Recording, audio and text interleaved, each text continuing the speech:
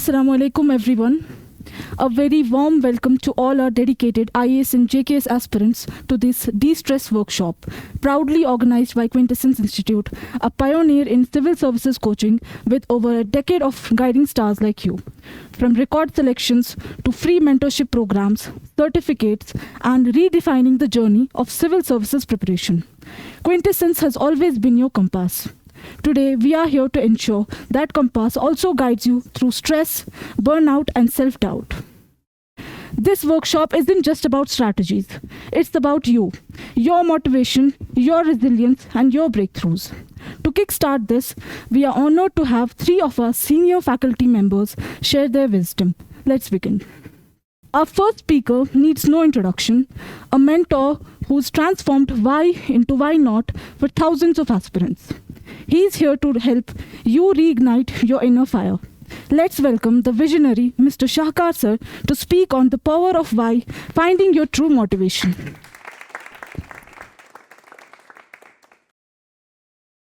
Respected chairman, honorable faculty members, and dear students, a very warm good morning to all of you.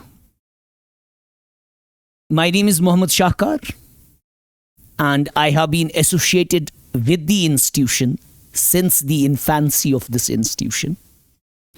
And collectively, we all have given our blood and sweat to develop this institution at a level wherein it stands as an ace institution in the entire valley, in the entire Jammu and Kashmir, as the pioneer institution, as one of the best institution in disseminating the information, the knowledge when it comes to the competitive examinations and the administrative examination, be it UPSC or the JKS.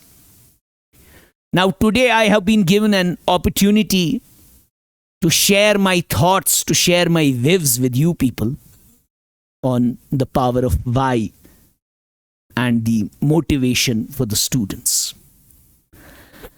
Well, let's try to delve into this like this. Whenever the God must have created humans, obviously we have a creator.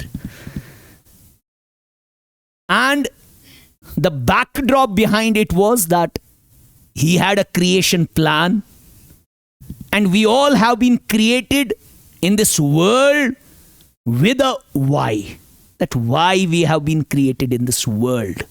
If we do not dwell on this, if humans do not dwell on this, that they do not keep this into cognizance, that why we have been created, then there will be no difference between the animals and the humans. When you visualize the world and then you introspect yourself, let me take my example.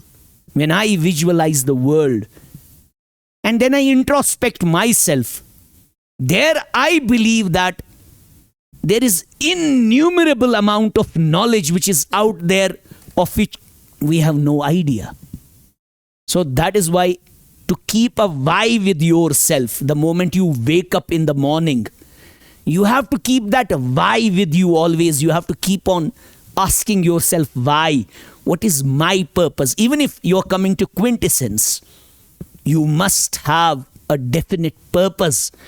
Till you don't, that why is not striking your eardrum constantly, then there is no purpose of coming here.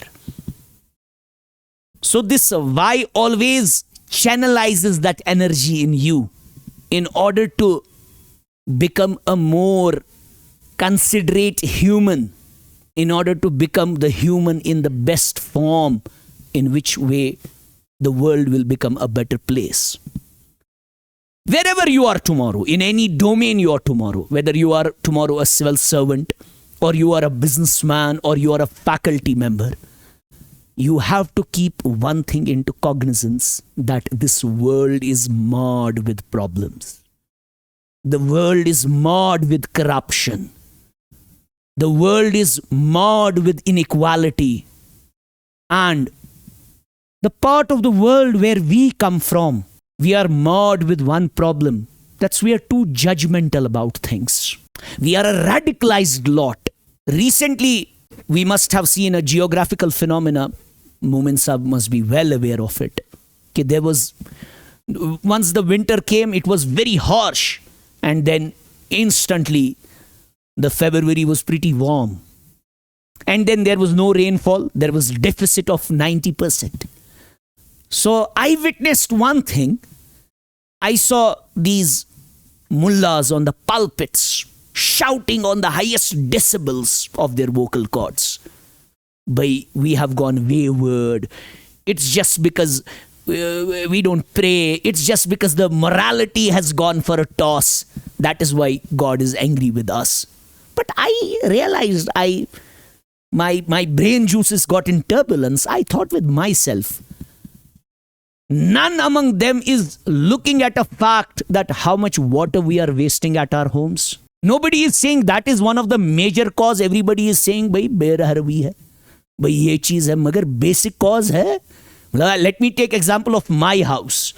A big path, and my mother ensures every nook and corner of that path is wet, even in this winter, so that it becomes clean. So basically, we're wasting water whenever we have to wash our cars, or whenever we have to even do the most mundane of activities. We waste water like anything. And then we say that someone is unhappy with us. That's why this is not happening. But nobody introspects it, because I am a contributing force in this. Whenever in the morning I have to wash my car, I use the tap water to wash it. But then in other parts of the world who have evolved into a more civilized nations, into a more developed nations, you will see these characteristics in them. We don't only have a challenge. Suppose tomorrow you become a successful in terms of your domain. Well, tomorrow the marks is you will qualify this examination. In terms of your, I'll say in terms of your academic pursuits, or in terms of your career pursuits. The max is you will become an IAS officer. Or max is, suppose for Fahad Saab, for Moomin Saab, for me, max is we teach in some of the elite institutions. We become a guest faculty of some of the elite institutions. Because max right now, looking at the career progression. For you, max is you will become KS officers, IAS officers, IPS officers. But then the world doesn't stop there. It doesn't stop. At least for us, it doesn't stop here, belonging to this part of the world. There should be a mental revolution in terms of you. First of all, we are marred with, as Kashmiris I have witnessed it, including me, we are marred with problems. First, we are a radicalized lot. We don't listen. I believe one of my teacher used to say, he used to say, listening is a revolution. We don't listen. Well, suppose there's an argument going on. You will try to tell your point of view without understanding someone's point of view. So this power of why comes in this. You have to make a slow and a continuous evolving thinking. Because suppose sometimes you have to be a negotiator. And sometimes someone has taken you as a negotiator, as a conflict manager. You have to mitigate the conflict. You have to negotiate between the two parties. Sometimes what we do, we listen to one part of the society and one part of the story, one side of the story, and we straight away jump to the conclusion. That is biggest problems with we people we face. But tomorrow when you will be at the helm of the affairs, you have to understand these things. That you do not have to become judgmental about things. You have to understand that, yes, equality in terms of genders, this shouldn't be something only which you are mugging up and then puking it on the piece of papers when any teacher in society, Fahad Saab in history is giving you a question on gender equality. At the time you are writing your heart out, but you do not believe in that. First you have to believe in it, that if tomorrow a girl is a president of some corporation, you do not have to at a time say she only became a president just because she's a girl, she has been favored. The kind of the comments we usually, the snide remarks we usually pass. What we used to say in terms of the deluge that girls started wearing jeans or sala bisile aa gaya. What nonsense. This kind of thinking shouldn't come in your mind. If this kind of thinking is in your mind, then the why of it is at challenge, it's at stake. Environmental protection, one of the biggest challenges for the humans right now. But we are too insensitive to these things. Sometimes I believe that I haven't studied much of the religion, but the kind of the part I have studied, I have synthesized it well. Now, how discreetly everything is mentioned there about how well you have to treat your neighbors, how well you have to treat your relatives, how you have to treat your wife, how you have to treat your siblings, how property is to be distributed. Every iota of bit is discussed. But then the kind of the religion we have showcased, that's entirely different. That is limited to passing snide remarks at one another, creating ruckus over very non-conclusive things which are inconsequential in nature, thereby deviating us from the question of why of our existence.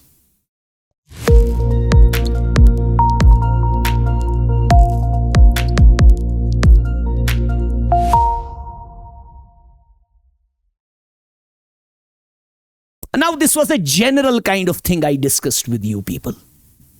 As an individual, right now I focus directly on you people.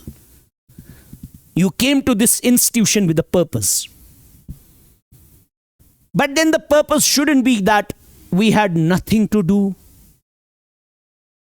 We are postgraduates already. अब कुछ करने के लिए था नहीं. So we decided that let's come and join the civil services preparation. It sounds pretty cool. Now what are you doing? I'm civil service aspirant. And there are millions of people, I guess, in India who are aspiring to become civil servants. But mere aspiration, till that, I said you in the beginning, till that why is not disturbing your eardrum constantly, no force in this world can help you in qualifying this examination. Mark my words. No force in this world can. You need to have that passion in you, that determination in you, what they usually call in your language persistence and perseverance. So in my way, I will say it. Allama Iqbal says at one place, he says, Bekhatar kood pada nare namrood mein ishq. Akal hai mehve tamasha labe baam abhi. You must be aware about that incident when Abraham was asked to jump into the fire by Namrud. He jumped into the fire without even thinking about the repercussions. तो वही बोलता है अल्लामा इकबाल, बेखतर कूद पड़ा नारे नमरूद में इश्क. Basically he was fascinated. He was in love with the God.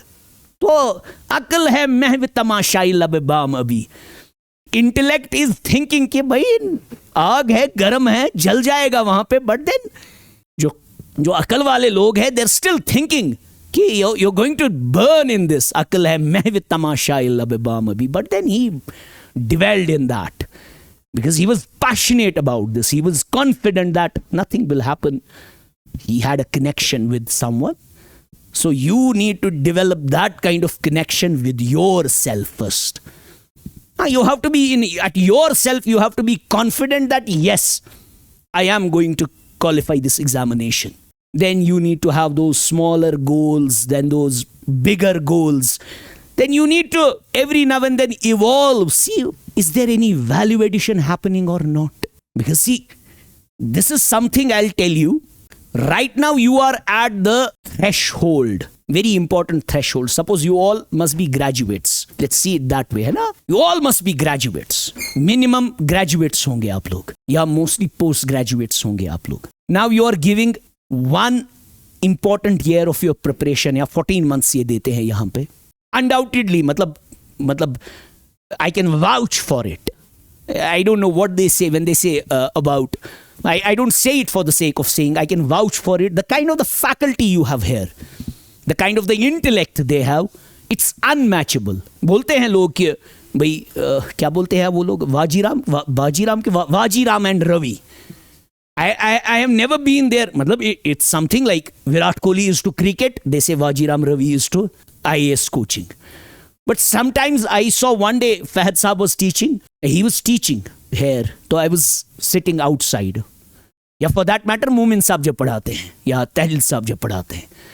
I was outside and I told Akhtar साहब है उनका नाम. He has also been student at Wajiram, and I told him कि what better can you do than this, and they'll call you. He said nothing.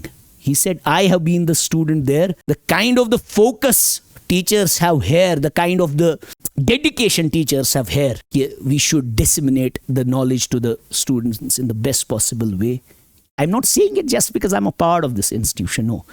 When I have to shred the जहाँ पे हक पे मैं होगा, मैं इस institution का भी ऑनर तब श्रेड करूंगा जब मुझे लगेगा कि यहाँ पे गलत हो रहा है. ये मैं आपको दिल की बात बोल रहा हूँ कि now it's you, the vessel, you have to show the vessel. They are pouring the knowledge, they are pouring the knowledge in you. आप में वो कश्मीरी में बोलते हैं ना, रटन बन गया सुन तो हिमस. यहाँ से नॉलेज पोर हो रही है, नॉलेज पोर हो रही है यहाँ से. आप अपने आप में वो वसत लाइए कि आप ये नॉलेज ले सके और इसको राइट डायरेक्शन में आप you can channelise this knowledge, because they are giving their 100% part. Now it's up to you that how you are going to channelize the resources you have, the library you have been provided. One thing is here, sometimes personally, if I see it personally, I am at cross with that. But then I realize कि नहीं, ये magnanimity है इनकी. मतलब suppose you have owner of the institution, Rohan Saab, how friendly, how well he is with the students. Otherwise he has nothing to do with it. He has invested his money as a I am a capitalist, a pure capitalist. If tomorrow I would have been at his place, I would have invested my money, given the responsibility to the teachers. That's it. But the way he cares for it, that's why I believe that is the main reason this institution has evolved over the period of time with the hard work by the teachers. So from this side, from input side, everything is optimum. I won't say there's no room for improvement. No, that's wrong. That way we can become complacent. But then yes, you people have to realize your potential, that yes, there is. वो नहीं कहते हैं वो जरा नम हो ये मिट्टी, बड़ी जरखे से साकी, नहीं इकबाल ना उम्मीद अपनी किश्ते वीरान से. मतलब there is potential in you. Every brain is fertile. Like I say, every raindrop has an urge to become a pearl. What is required is that benthos layer of the ocean. What is required is that critical pavement that changes the destiny of that water molecule and turns it into a pearl. So you have that care from here. Now you have to change your destiny. That is in your hands. Yes, there is something which is already written. मगर अगर वो भी लिखा गया है, वो भी किसी justification पे लिखा गया होगा. That must have been written by knowing the unknowing things. Okay, this gentleman, how much effort he is going to put in. So this preparation should give you sleepless nights, because the kind of the knowledge they disseminate to you, that makes me believe that this examination is a worthwhile examination. It is such examination which tests you.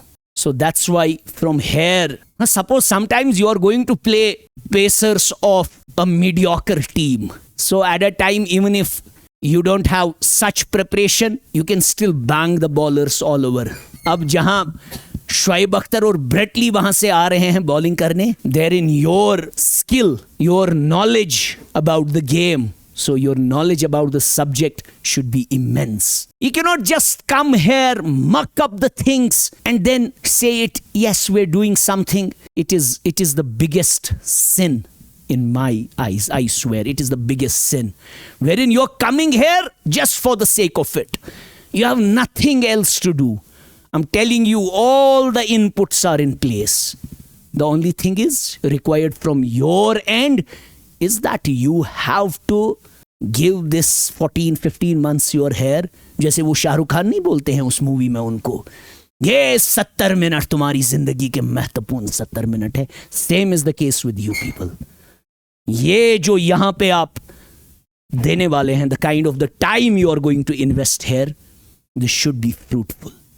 Obviously, you will face challenge. Obviously, you're a human at the end of the day.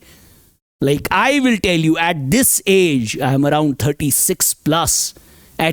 Even at this age wherein I have responsibilities, I many a times go complacent. I many a times go wayward. But then, once you have a goal, once you have a purpose, once you have a why, that should bring you back to that purpose. Obviously, you may have a day wherein you won't even be enthralled to open the book, but then the kind of the purpose on the next day that will bring you back. But there are people who have qualified this examination, because at the end of the day, the goal right now is to qualify this examination. In the beginning of my lecture, I said you beyond that, once you qualify it, the challenge don't end there. Abhi ishq ke imtihan aur bhi hai. The moment you're here, or even after that, once your preparations are done, once the cycle completes, till you don't qualify this examination, it shouldn't let you sleep in peace. हाँ, अब फिर हो जाता है कोई चीज वैसा कि there are n number of people who are brilliant. अपनी ही faculty यहाँ पे लीजिए. Brilliant they have been in terms of their knowledge disposition, but interview में कभी गिरा कोई. That doesn't mean, but then they achieved something. They are holding the reins of one of the best institutions of, to become a best institution of the entire state. It means a big thing. That means reins of this institution are in the good hands. So that doesn't mean that it is not the end of the life, that tomorrow you will qualify the prelims or you will qualify the mains, then you won't do it in the interview or you won't do it in the mains. But at least you will have no regret that we gave the best try to it. At the end of the day, you shouldn't have a regret on any day.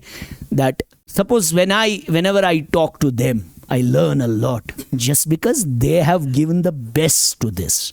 During their time, when it was their time, they have given the best to it. That's why today they are able to generate livelihood for themselves. Tomorrow, such doors will open for you people as well. If you are coming with the purpose that yes, we have to qualify this examination. Because looking at the plethora of knowledge you need to have for this examination, it is vast. So you need to know that your teachers can tell you best, because I have never prepared for this examination. They can tell you best that how to keep those short-term goals, how to keep those long-term goals, how to keep yourself always challenging. Bas mera yahi tha ki never let this urge in you, never let this fire, never let this spark in you extinguish. You have to keep it burning till you don't reach to the logical conclusion. Logical conclusion isn't necessarily that you will qualify it. Not everyone among you will qualify it. It's something, a fairy tale. Hai na? Not everyone among you, you're 150 students here.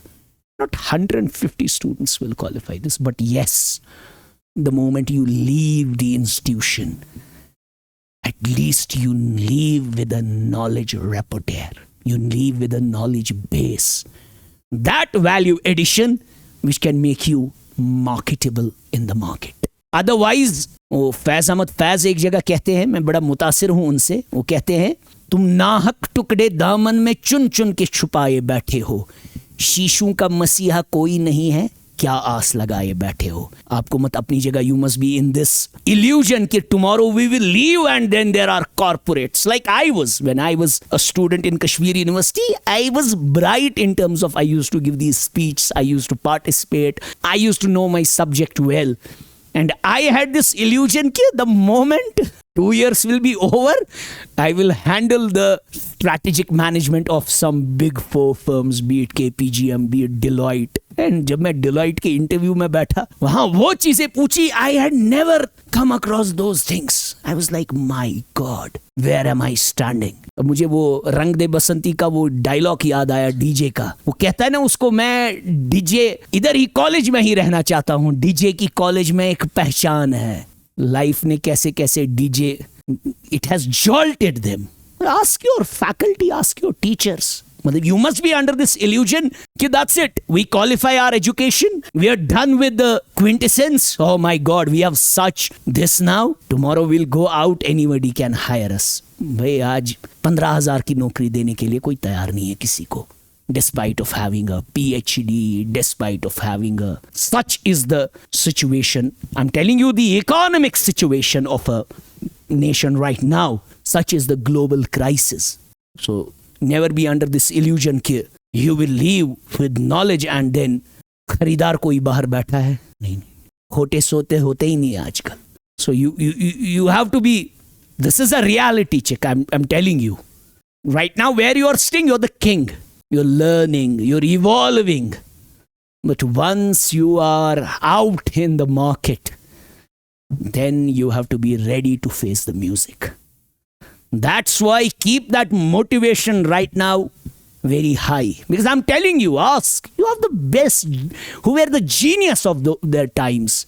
They're right now languishing in their careers.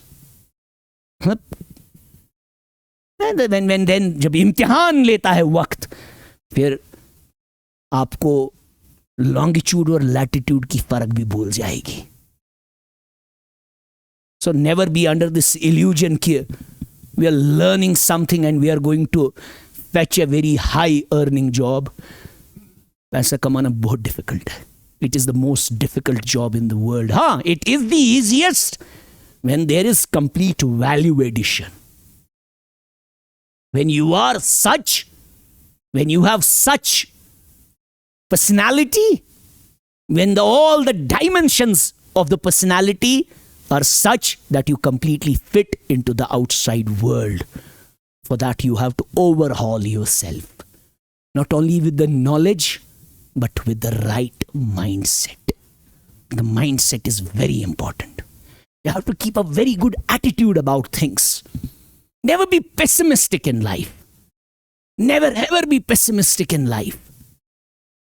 Always keep that burning desire inside you.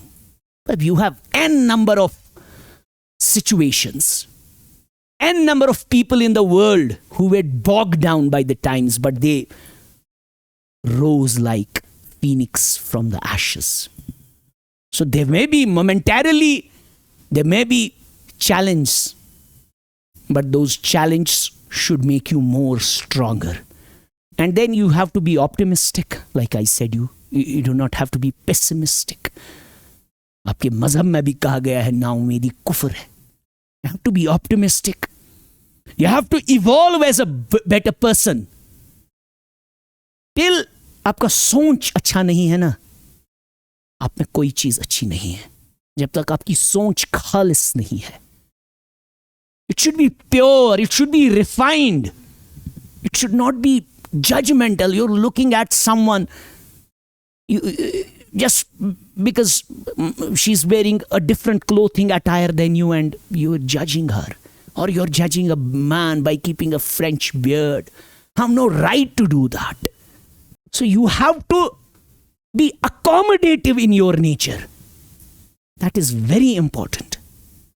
You have to accept the differences. You have to accept that every person has a different emotional conduit. You have to accept that. You have to accept every person, every individual as a different. Never judge him from the parameters you have set. हाँ, yes, that is important. सही और गलत में पहचान होनी चाहिए. There should be that ethical compass, that mental compass. That's what why provides you. Provides you with that. Whenever you have that why in you, whenever you have that purpose in you, it provides you that with mental compass, or you call it ethical compass, so that you always go back to it. So now, I believe I have crossed the time. Okay. So let me end my speech now. I always wish you luck and you're in the right place. Use this opportunity to evolve as better persons and constantly keep the burning desire in you so that you become a good person. Clear hai? So I'll end my speech. So they always say, it is, I had read it somewhere. Matlab, it doesn't require any fanciful model to curb the Frankenstein's monster. You don't need a fanciful model. What you need a definite change in our behavior. The change that melts the malice within our capacities. The change that satisfies our organic needs. And the change that turns us into the world of humans from the world of animals. Thank you so much.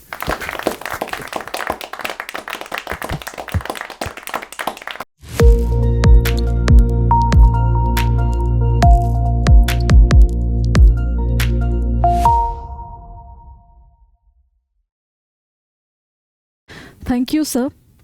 Remember, as sir has said, your why is at stake. Your why isn't just a question, it's your anchor. Hold on to it. Now, preparation isn't just about grand gestures. Sometimes tiny steps create biggest leaps. Our next speaker, Mr. Momin Majid sir, who's turned small changes into countless success stories, will decode how subtle shifts lead to extraordinary results. Welcome Momin sir to speak on small changes, big results. Assalamu alaikum and a very good morning to everyone. I always begin my session with some reality talks. So why we are here? Why institute conducts seminars? Why there are sessions? Why workshops? Why students join it when no teacher will teach you today about GS? No teacher will teach you about the CSAT discussions, essays and interviews. आज कोई भी उसके बारे में कोई बात नहीं होगी, लेकिन still students क्यों ज्वाइन करते हैं इस सेमिनार को? What is the reason and what is the objective? देखो, आपको सेमिनार में कोई ना कोई, चाहे शाखर सर अभी आए, मैं आया हूँ अभी, मेरे बाद और भी टीचर्स आएंगे जो आपसे बात करेंगे. कोई ना कोई बात, किसी न किसी सर से कोई ऐसी बात निकलेगी जो आपके दिल में ना वो आग पैदा करेगी. इसलिए हम कहते हैं कि सेमिनार्स में कोई भी चीज़ आपको नहीं पढ़ाई जाती है. आप कोई ना कोई चीज़ ऐसी सुनोगे किसी टीचर के पास जहाँ पर आपकी ना वो आपके दिल के अंदर ना वो आग भड़केगी और उसके बाद आप प्रिपरेशन करना स्टार्ट करोगे. अदरवाइज सेमिनार का कोई मकसद नहीं होता है कि यहाँ पर पढ़ाया जाएगा. मैं बार बार आप इस बात को रिपीट कर रहा हूँ, नहीं पढ़ाया जाएगा आपको कोई भी चीज़, कोई भी डिस्कशन नहीं होगी किसी भी पेपर के बारे में. द ओनली थिंग इज़ कि आपको एक चीज़ ना, एक शौक पैदा किया जाएगा कि आपके अंदर कि आपको क्या करना है. फॉर एग्जाम्पल, जैसे सर ने भी कहा कि मार्केट जो है ना वो आप इतनी सस्ती आप ना समझना कि आप यहाँ से जाओगे तो आपको पैसा मिलेगा बाहर, और पैसा कमाना सच में बहुत मुश्किल है. हमारे फादर कहते थे कि पैसा कमाना बहुत मुश्किल है, तब हमें समझ में नहीं आता था. लेकिन जब मैं उस स्टेज पर आया तो अब मुझे पता चला कि पैसा कमाना कितना मुश्किल है. When I was a student like you but not exactly what you are, तो मैं भी यही समझता था कि टीचर आता है पढ़ाता है, निकला गया बाहर, इसको क्या पता है कि कुर्सी पर बैठने से क्या होता है. लेकिन जब मैं टीचर बना फिर मुझे पता चला कि एक टीचर को क्या होता है. एक टीचर को कितनी पेन होती है हाथों में, उसके शोल्डर में, उसको बहुत तकलीफ होती है. 2 घंटे 3 घंटे पढ़ाता और कंटिन्यूसली, और महसूस भी करने नहीं देता है कि मुझे कुछ प्रॉब्लम हो रही है.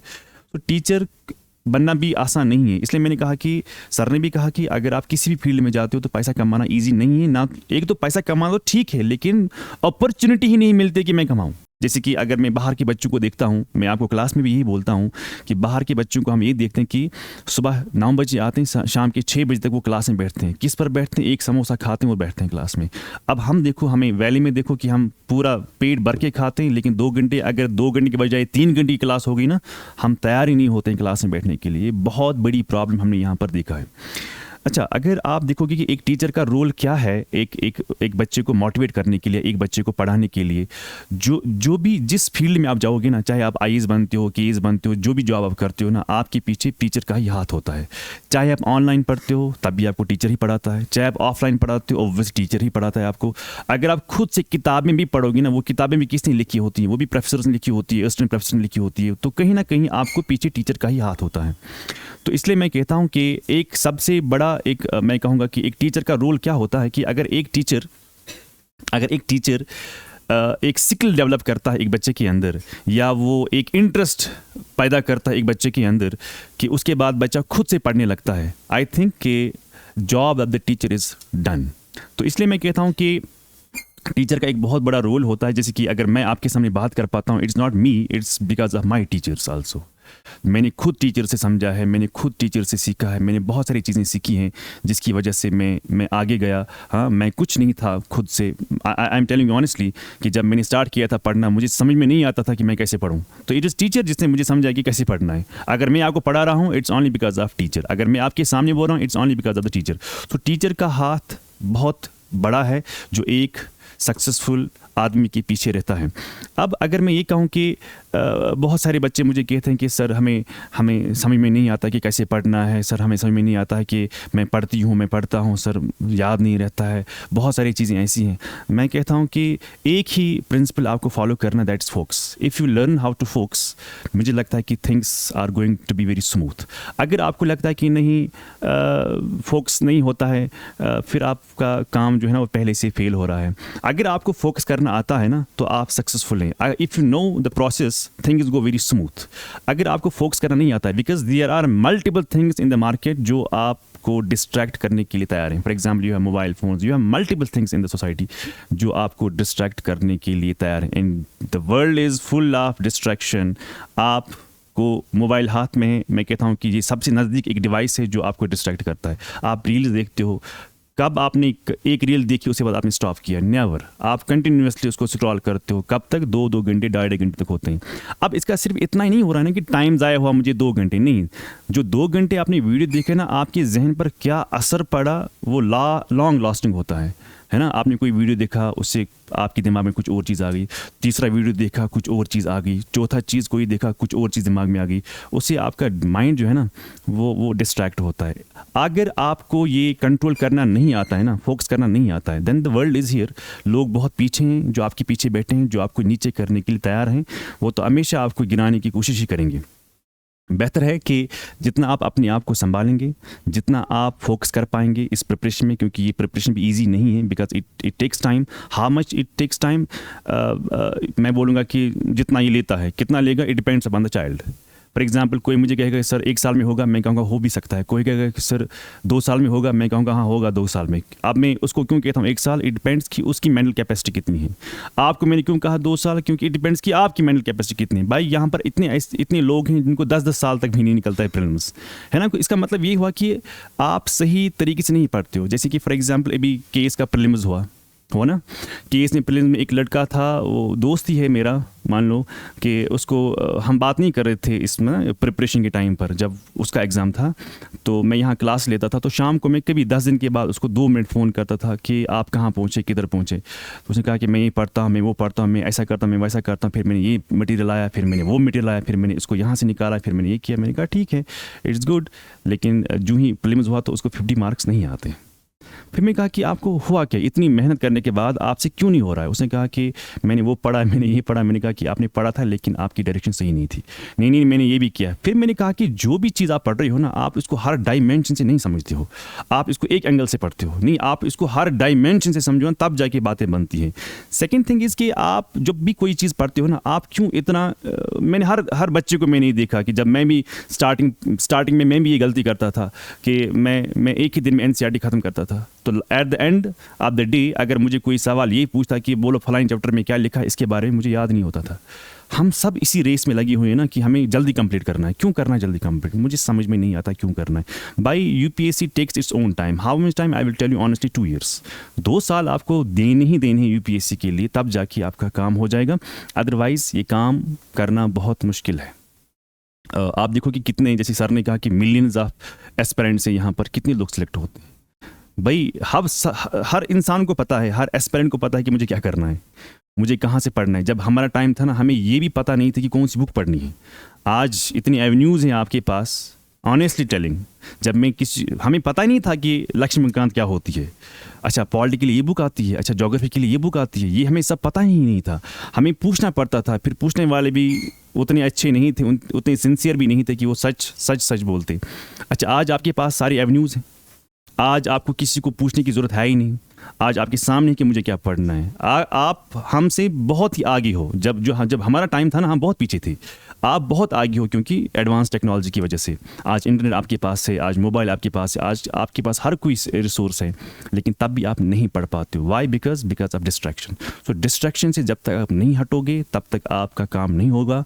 अच्छा, क्यों आधे लोग ऐसे होते हैं कि they qualify the exams? Why? Millions of aspirant जो है ना, वो कभी प्रीलिम्स भी क्वालिफाई नहीं करते हैं।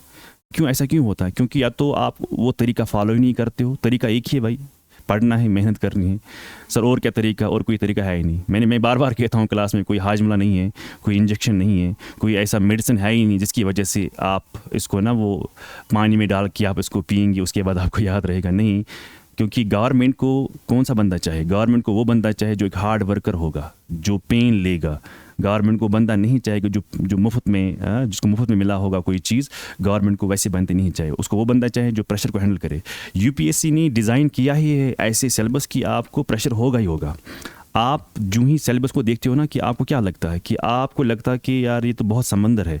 आप ज्योग्राफी पढ़ते हो तो आपको मज़ा आता है। द मोमेंट आप पढ़ते हो इकोनॉमी, तो ज्योग्राफी भूल जाते हो, आपको लगता है इकोनॉमी अच्छा है। उसके बाद आप हिस्ट्री पढ़ते हो, आपको हिस्ट्री अच्छी लगती है, तो आपको ज्योग्राफी प्लस इकोनॉमी सब भूल जाते हैं। क्यों भूल जाते हो आप?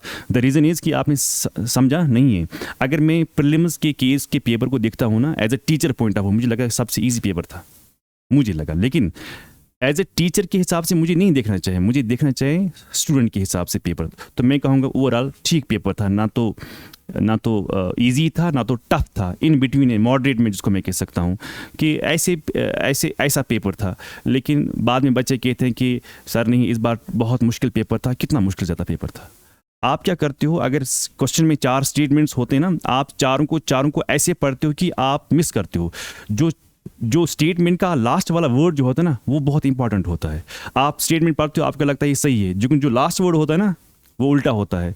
तो आप क्या करते हो, आप जल्दी में होते हो, रश में होते हो, उसके बाद आप उस क्वेश्चन को गलत करते हो। बहुत सारे बच्चे आए मेरे पास, यहाँ आते हैं ना, इंस्टीट्यूट में आते हैं, बात करने आते हैं, टीचर्स के साथ बात करने के लिए आते हैं। बहुत सारे बच्चों का यही मसला हुआ है, उन्हें क्वेश्चन को किया था कहाँ पर, एग्जामिनेशन हॉल में, लेकिन वहाँ पर किया उसको गलत, बाहर आती उन्होंने उनको सही किया, खुद ही सही किया। क्यों किया सही? भाई अंदर पता नहीं क्या था अंदर, जिन था अंदर कोई नहीं था, प्रेशर था। हाँ, इस प्रेशर को हैंडल करना है आपको, एग्जामिनेशन हॉल का प्रेशर हैंडल करना है। देखो बहुत सारे बच्चे ऐसे हैं जिनको रोल नंबर की जगह पर अपना नाम लिख के आते हैं, है ना। तो ये सब मत किया करें, क्योंकि आपको प्रेशर हैंडल करना है। पहले बाहर देखो, मुझे बाहर क्या करना है, मुझे टेस्ट कैसे देने हैं, मुझे किस तरह करना है, तब जाके आप फाइनल एग्जामिनेशन हॉल में जाओ और उसके बाद आप अपना एग्ज़ाम दे दो।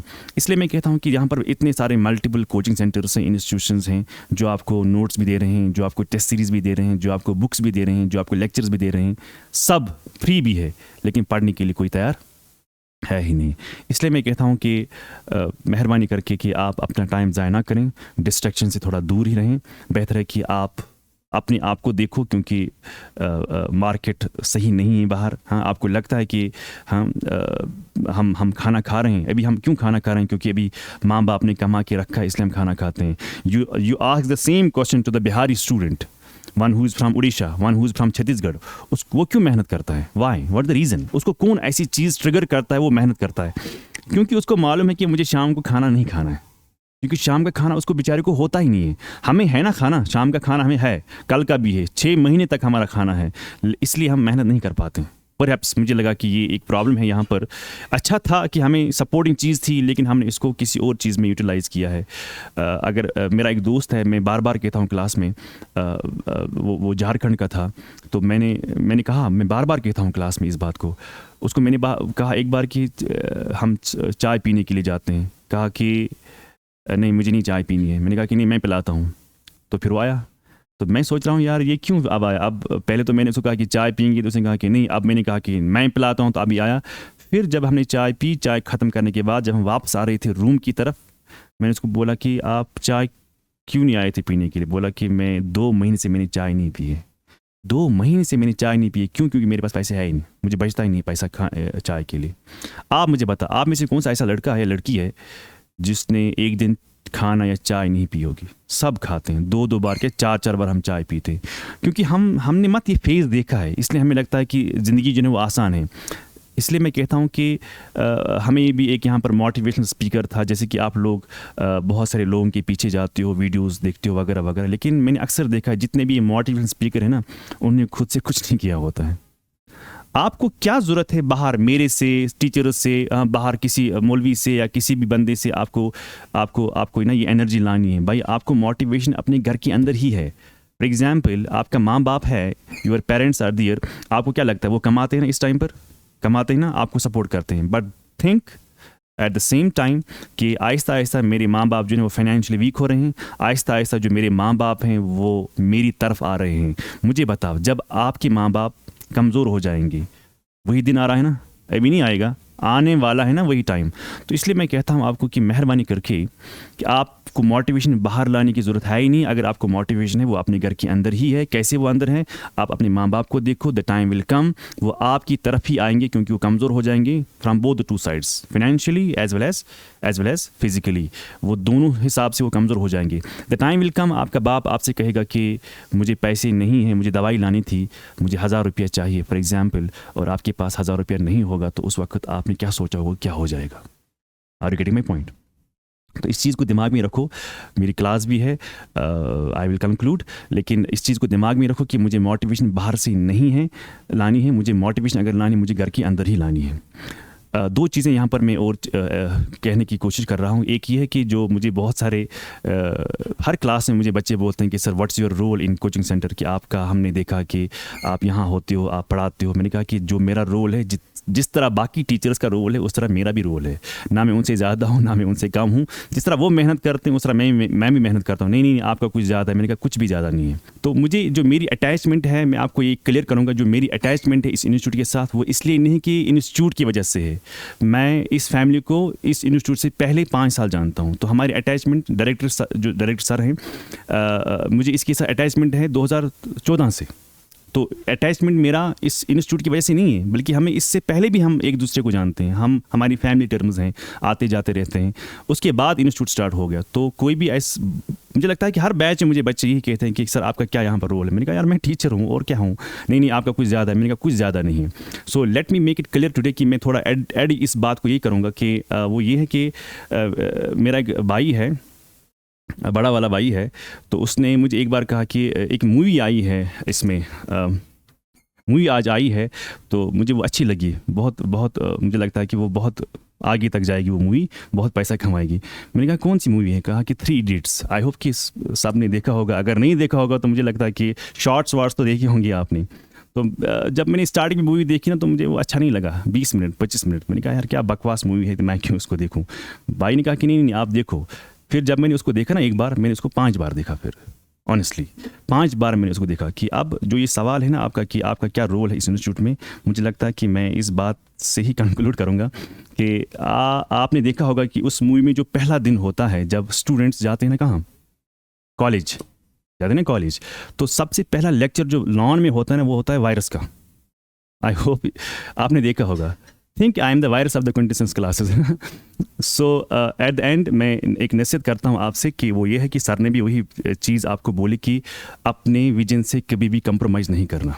आपका जो भी विजन है, चाहे आप एसआई की तैयारी कर रहे हैं, चाहे आप आईएएस की तैयारी कर रहे हैं, चाहे आप पीएस की तैयारी कर रहे हैं, जो भी आपने अपना विजन बनाया है उस विजन से कभी भी हटना नहीं। चाहे आपको कहाँ से भी एवेन्यूज़ लाने पड़ेंगे, चाहे आपको क्या भी करना पड़ेगा, चाहे जो भी आपको करना होगा, आप उस चीज़ का इस्तेमाल करें। जो भी करना पड़ेगा आपको, चाहे आपको फाका रहना पड़े रहो, चाहे आपको कर्जा करना पड़े कर्जा करो, चाहे आपको जो भी करना होगा आप वो सब क्या करें, आप वो सब करें, लेकिन अपनी विजन से कभी भी नीचे नहीं आना। जो भी आपका विजन है, जो भी है आपका, लेकिन कभी भी नीचे नहीं आना। इंसान कब फेल होता है? इंसान तब फेल होता है जब वो अपनी विजन से कंप्रोमाइज़ करता है, तब जाके वो फेल होता है। अगर आप कंप्रोमाइज़ नहीं करते हो अपने विजन से, तब मैं मानूंगा कि आप एक सक्सेसफुल आदमी हैं।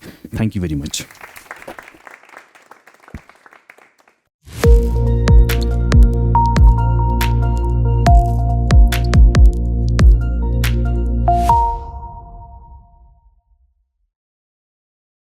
As Moomin sir showed us, progress isn't about perfection, it's about persistence. The motivation you need is inside you. But let's address the elephant in the room, burnout. It's real, but it's not the end. Our final faculty speaker, Mr. Fahad sir, a mentor who will help us tackle stress. Let's hear him out on burnout to breakthrough, managing stress in preparation. Okay. Good morning, everyone, and welcome to this seminar, a short seminar for all of us. The idea behind today's program was to take you to another pedestal where you can think about all those things, all those struggles which you face while you are preparing for this examination. Now, when we talk about this examination, there are 2 major parts of it. One part we address every day in the classroom. We talk about different subjects, we talk about different aspects of different subjects, and we try to build up that knowledge inside you. That is one part of it. But there is another part to it also. The part which we generally do not address. The part that is the mental stress and the pressure that you face when you get out of this classroom, or even while in this classroom, go back to your places, open your books, and then you wonder, what am I doing in my life? Am I really studying? Is this what is required for our examination? Is this preparation going to take me to the final selection list? That is the real struggle that you face. And before we move forward, let's ask you a question. How many of you have experienced this thing, that you have opened your book, read a couple of pages, and when you closed the book, you had nothing in your mind? Or you have opened your newspaper, the dreaded Hindu or Indian Express, you read the entire article, but by the end of it, you had not even remembered the name of that article, the heading of that article. How many of you have faced it? You don't even have to raise your hands, because I know you must be tired to even raise your hands. So just you can nod your heads, and I can tell you that welcome to the examination. You are the true aspirant that is required for this examination.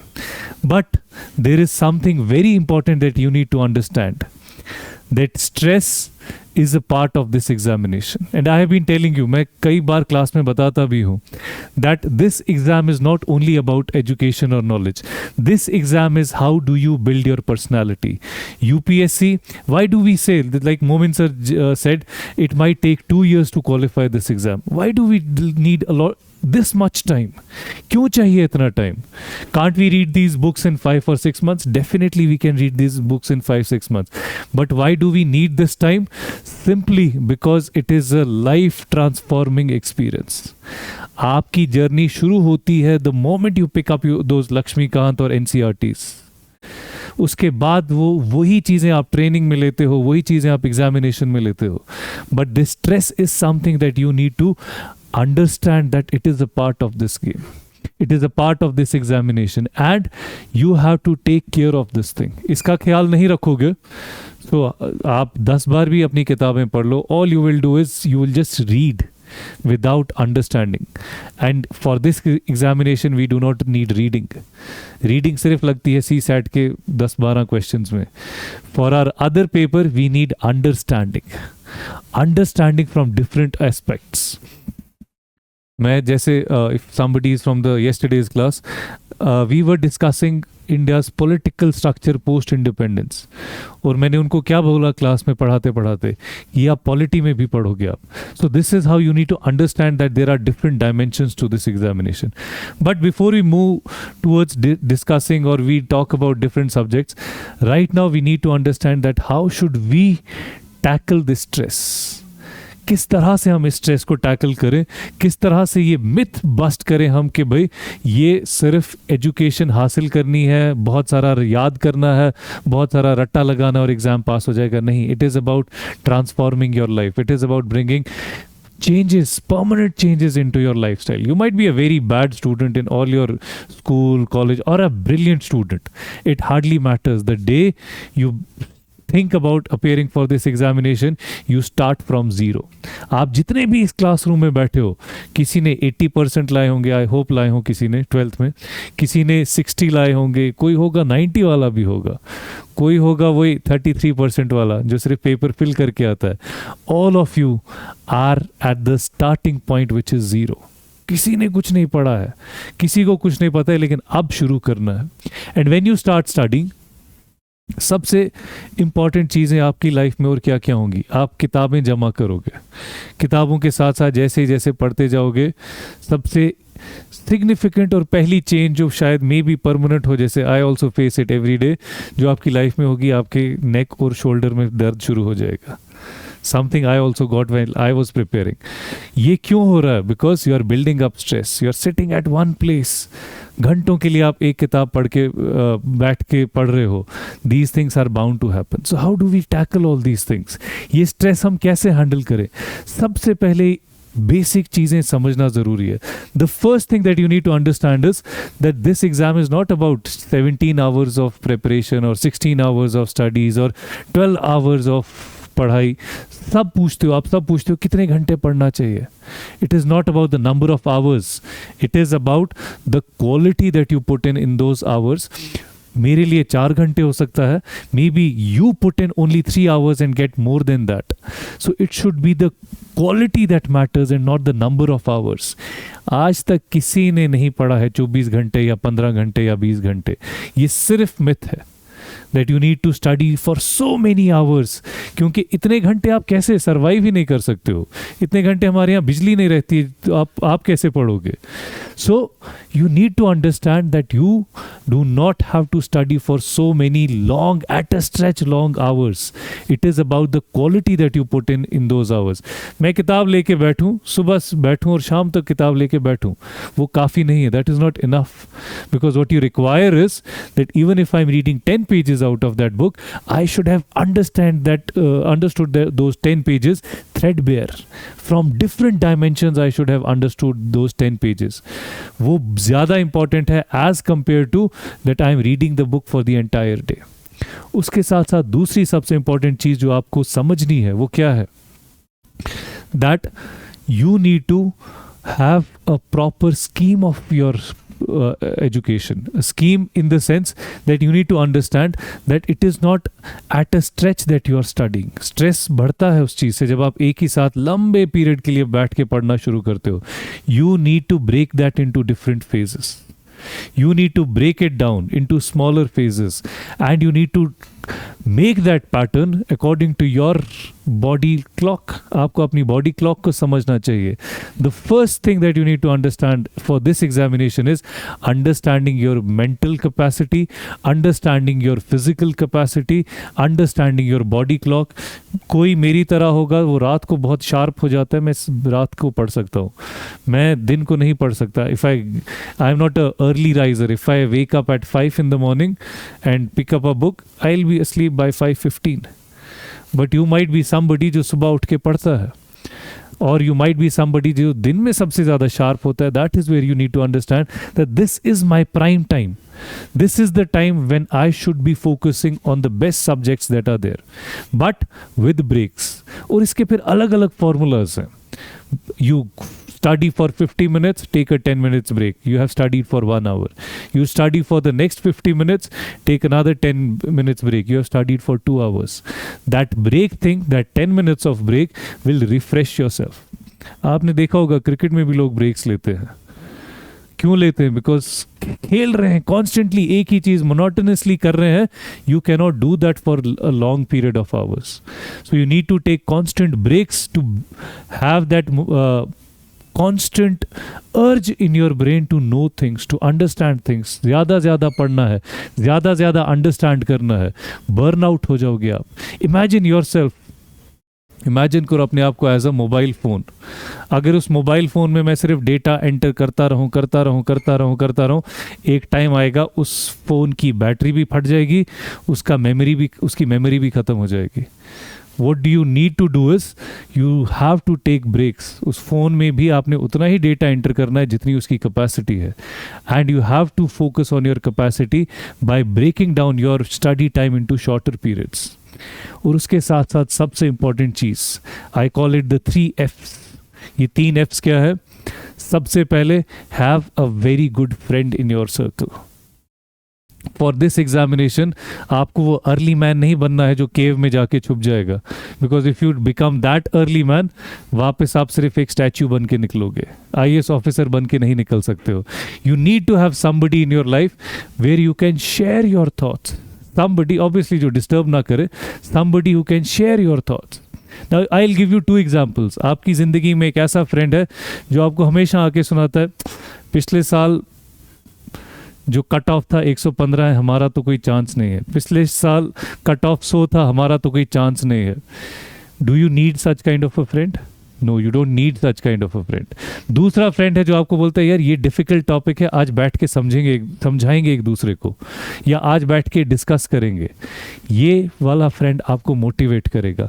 वो पहले case वाला आपको हमेशा वो पहले ही आपके दिमाग में डाल रहा है यू नॉट केपेबल इनफ, 115 है कट ऑफ, तो तुम तो कभी कर ही नहीं पाओगे. वो हमेशा आपको डीमोटिवेट कर रहा है. You don't need such kind of people in your life. You need people who push you. You need people who make your life positive. आपको वो push करे. When I was preparing for this examination, तो मुझे economics समझ नहीं आ रही थी. तो हालांकि मैंने कॉलेज में 2 सेमेस्टर्स पढ़े थे, उसमें एक सेमेस्टर में टॉप भी किया था जिसमें इकोनॉमिक्स सब्जेक्ट था, बट फिर भी समझ नहीं आ रही थी. Then I asked a friend कि यार क्या करूं, can I attempt this exam without economics. उसने कहा यार ऐसा तो पॉसिबल हो ही नहीं सकता है.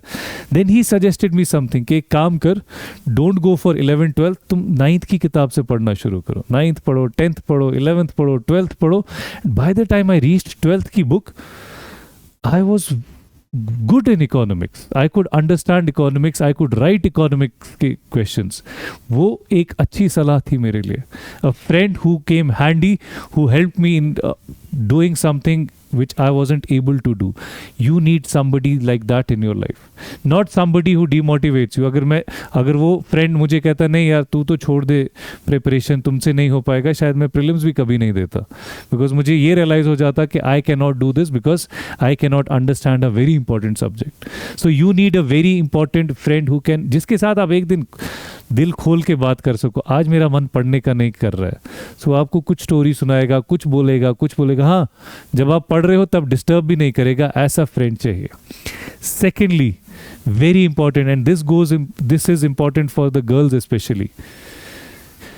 You are basically pushing a machinery that is your body, and this machinery works on fuel, and that fuel for you is food. और ये खाली चाय या कॉफ़ी या मैगी खा के ये काम नहीं हो सकता है. ये काम अगर करना है, if you have to crack this examination, this brain requires a lot of oiling. So you need to have rich food, basic खाना, घर का खाना, लेकिन अच्छा खाना. ये सिर्फ चाय और कॉफ़ी से नहीं हो सकता है. ऐसा नहीं हम चाहते हैं कि at the end of the preparation you go for a blood test and it comes out as O caffeine और कैफीन पॉजिटिव. तो वैसा हमने नहीं करना है. We have to eat very good food so that we take care of our body.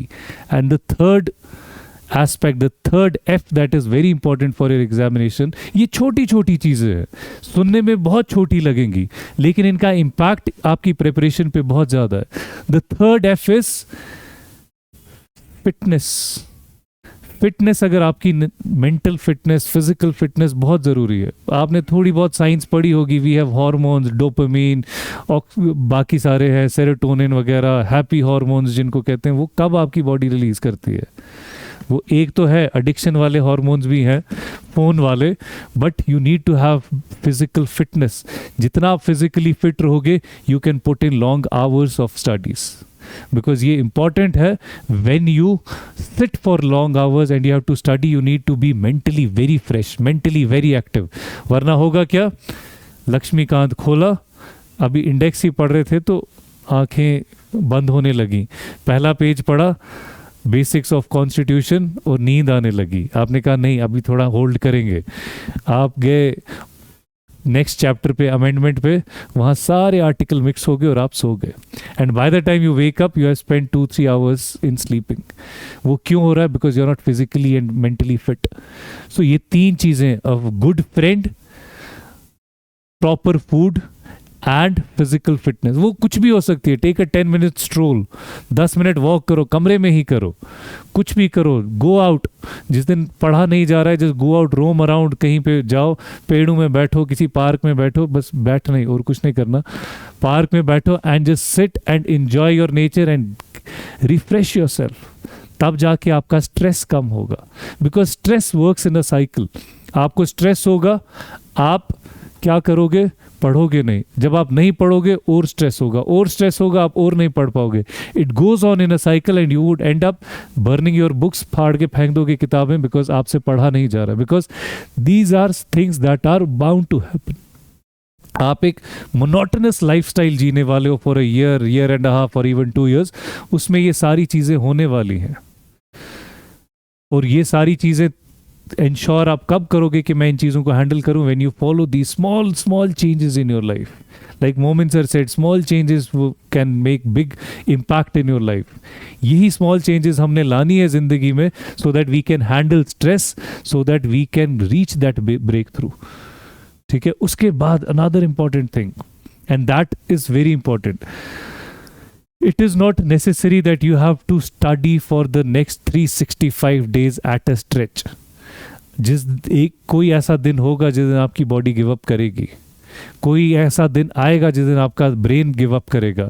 You need to take a guilt free break, and you can.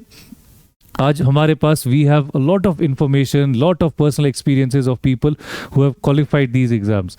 Listen to them, they will say that yes, we took breaks. I have my brother is a civil servant. I saw him preparing for this examination. Monday से Saturday वो बहुत ज़्यादा पढ़ाई करता था. Sunday he used to take a break, and that was a routine that helped him.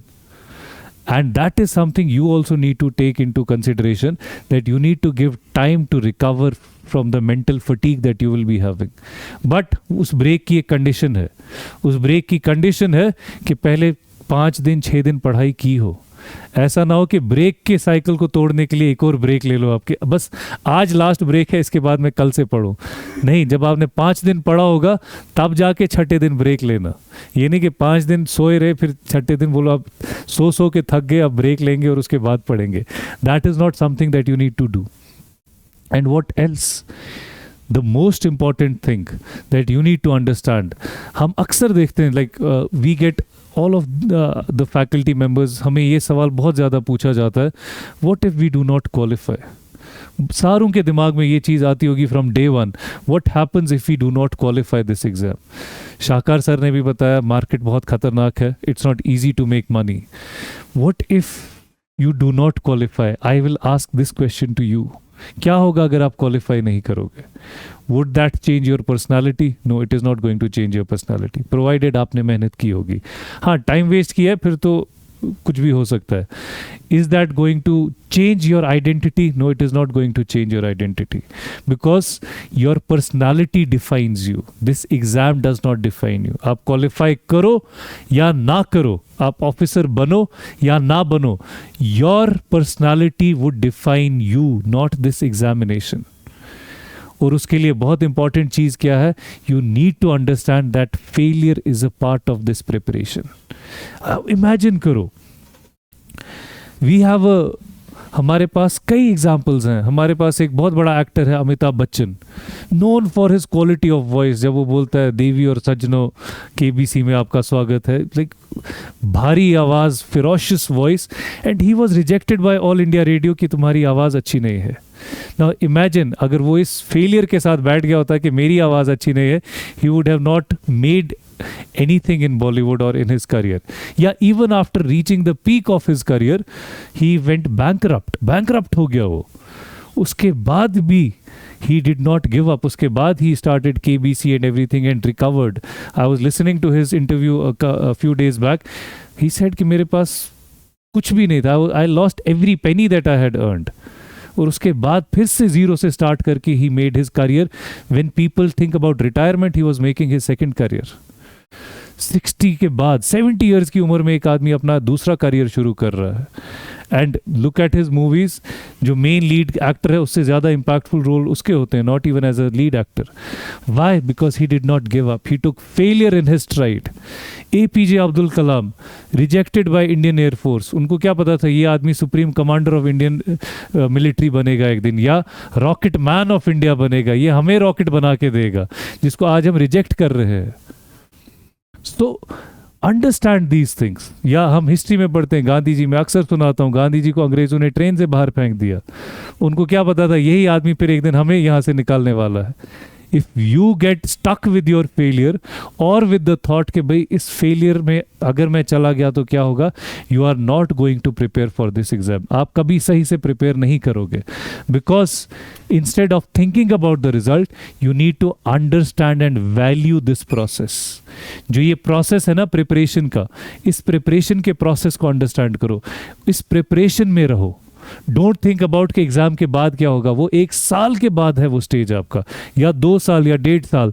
अभी आप preparation में हो. Stay in this preparation, stay in this zone of preparation. Focus on 1 day at a time. आज का दिन, आज की पढ़ाई, दैट्स योर गोल. कल का दिन, कल की पढ़ाई, दैट्स योर गोल.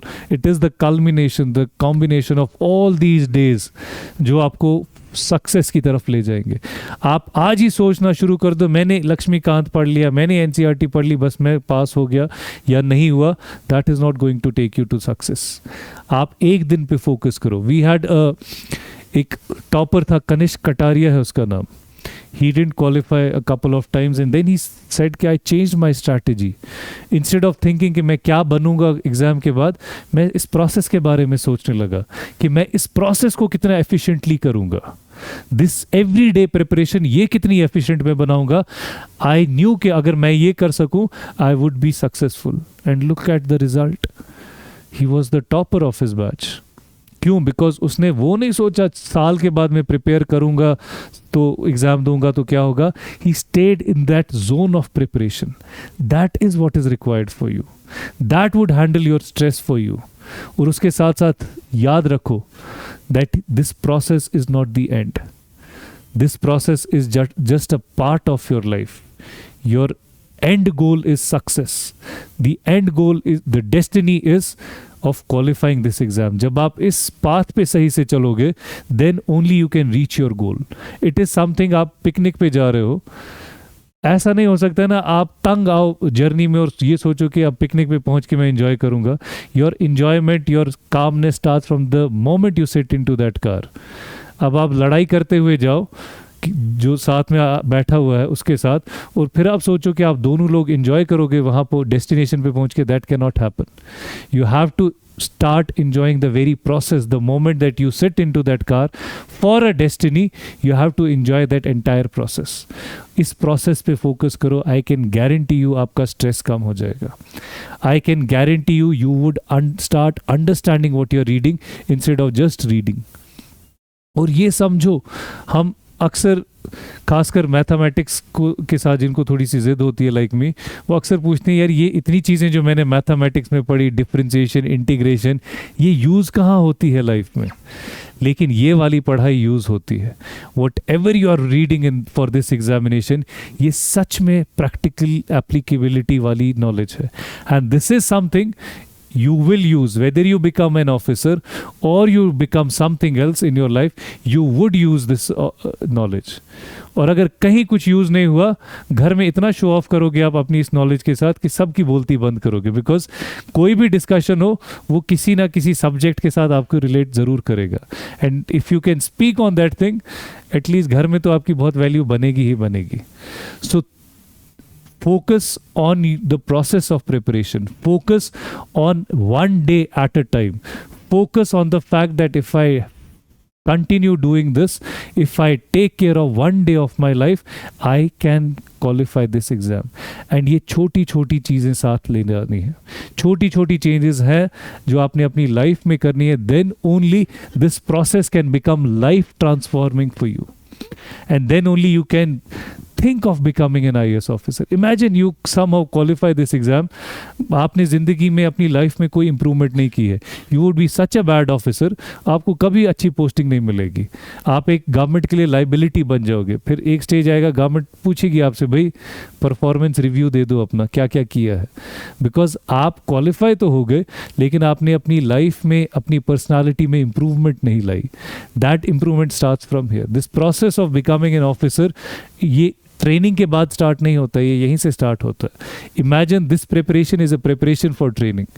और यहीं से आप काफ़ी सारी चीज़ें सीख के जाते हो.